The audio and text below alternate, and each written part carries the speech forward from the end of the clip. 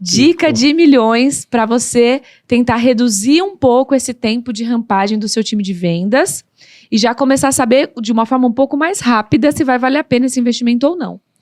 Primeira coisa, dentro da sua contratação, eu faria um assessment. O que é um assessment? É uma análise de perfil para saber se esse cara tem perfil para vender.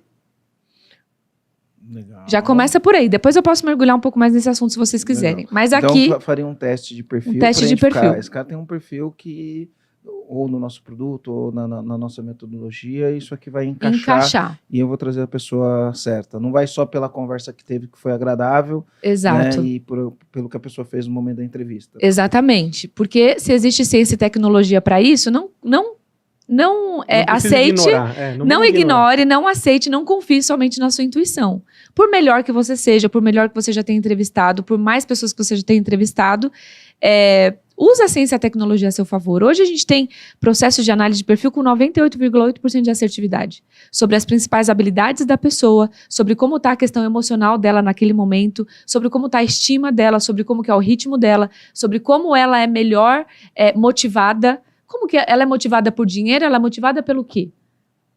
Então, a gente consegue, a ciência e a tecnologia traz isso para você ter um raio-x da pessoa e ter convicção de que, nossa, se eu contratar essa pessoa, a probabilidade de eu ter um revés nisso é menor, né? Legal. Qual assessment você indica? Porque existem vários, né?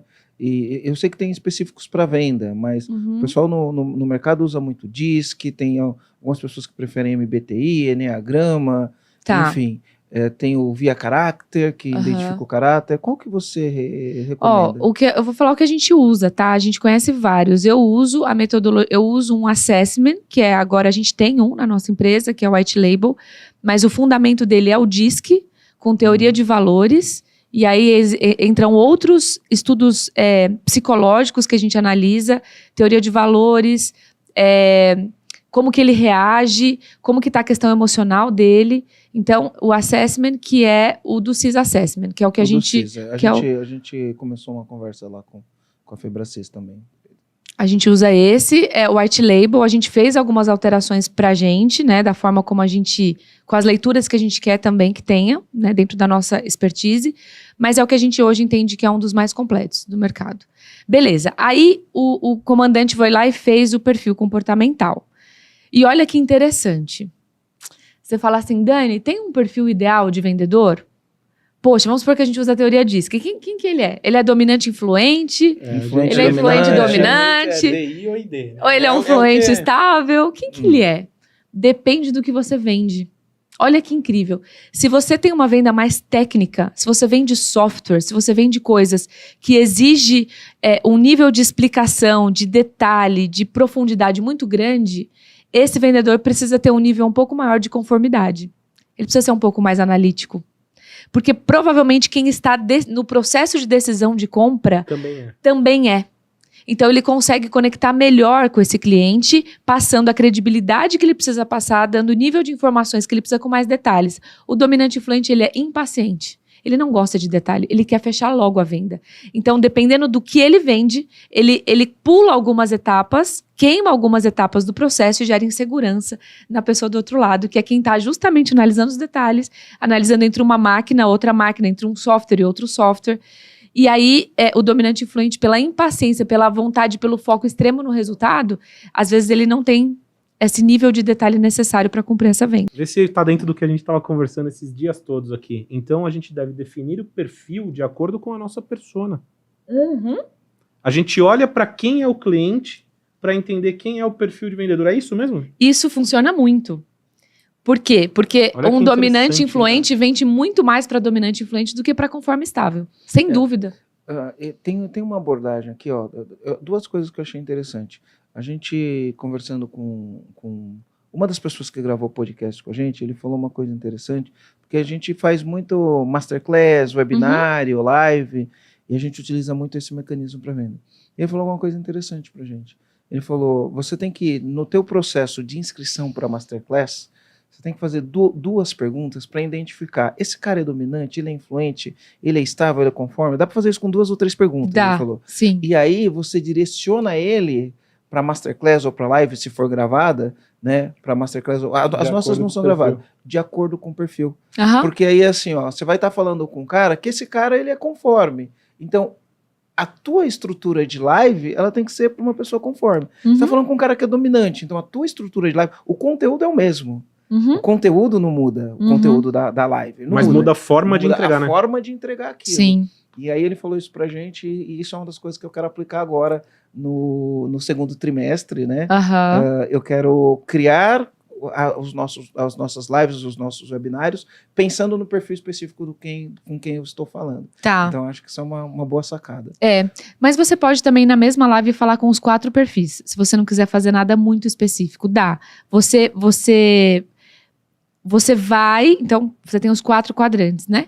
Então, você, por exemplo, tem as palavras mais poderosas para cada perfil.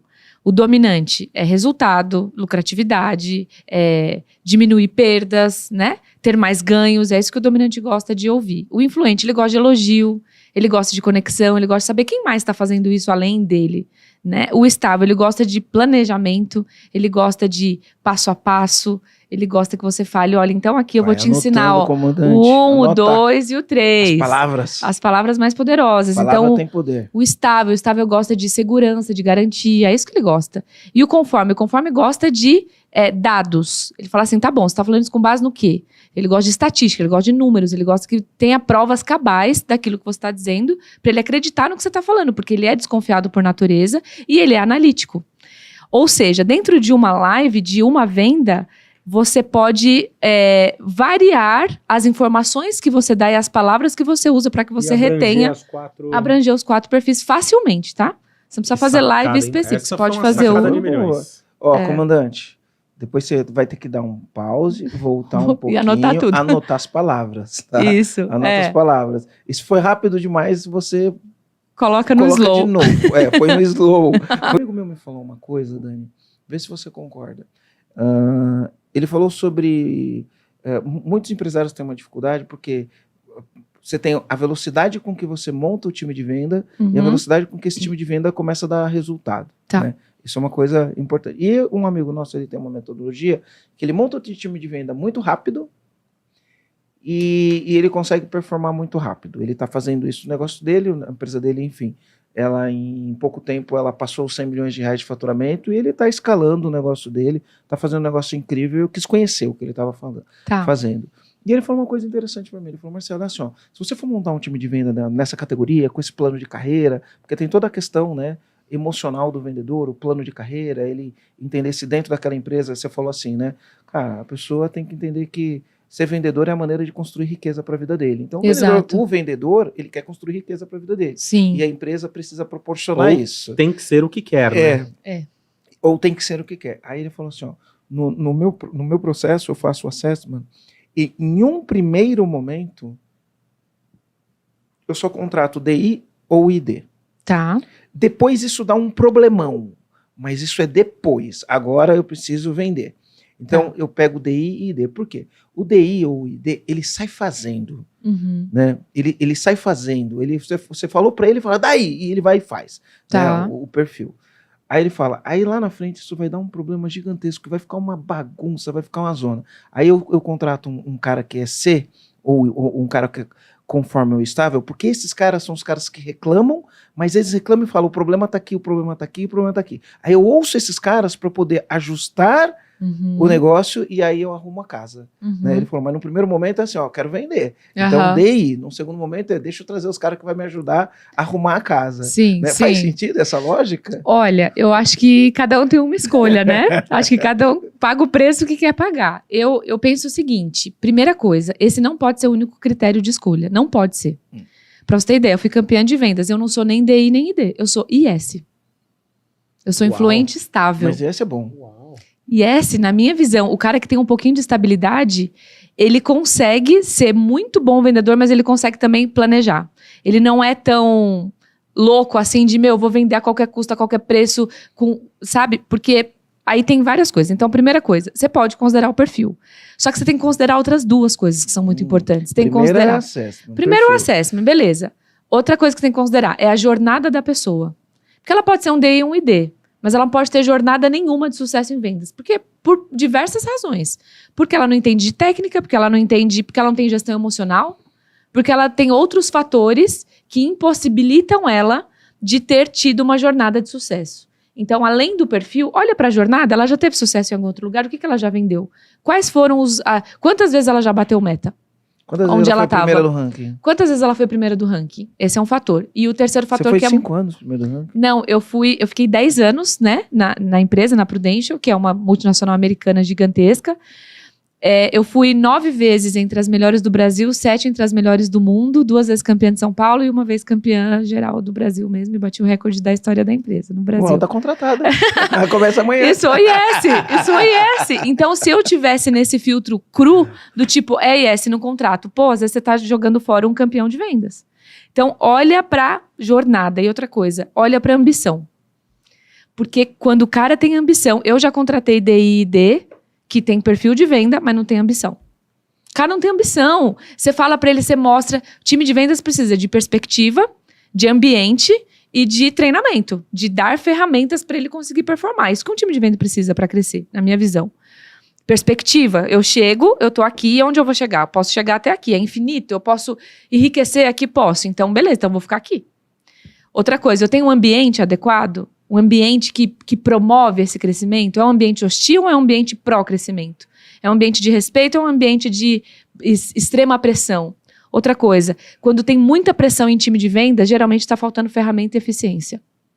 Você não sabe mais de onde tirar, o que você faz? Você bota pressão. Mas aí pressão, ela sai do outro lado, muitas vezes, em problemas emocionais.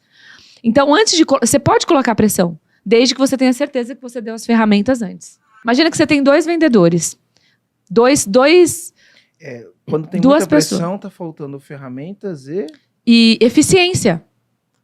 Tipo, você não sabe mais o que fazer. Aí você começa a botar pressão. Gente, tem que bater meta, tem que bater meta, tem que bater meta. Você pressiona o emocional das pessoas. Muitas vezes elas vão bater.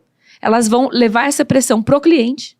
E às vezes você fecha vendas mal feitas, com clientes insatisfeitos. Às vezes você tem time de vendas com gente prometendo coisa que você não consegue entregar, porque ele precisa te entregar na pressão que você está colocando para ele, mas você não dá ferramenta para ele.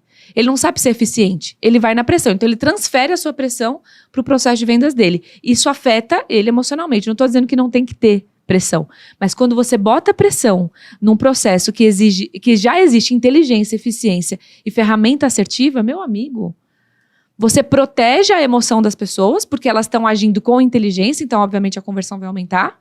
E o resultado se multiplica. E é um resultado saudável, sustentável. Não é um resultado que depois você vai ter que dar um jeito de resolver, porque, poxa, alguma coisa explodiu ali, tem um monte de cliente insatisfeito, sabe?